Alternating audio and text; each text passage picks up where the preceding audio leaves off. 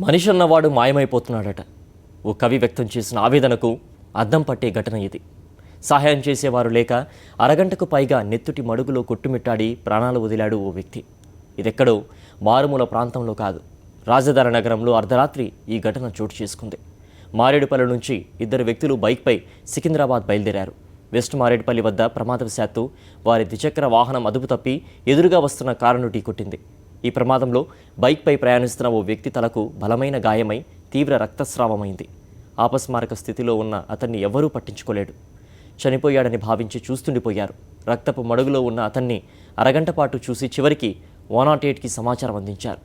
అప్పటికే ప్రాణాలు వదిలాడు. కొన ఊపిరితో ఉన్న మరొకరిని వెంటనే గాంధీ ఆసుపత్రికి తరలించారు.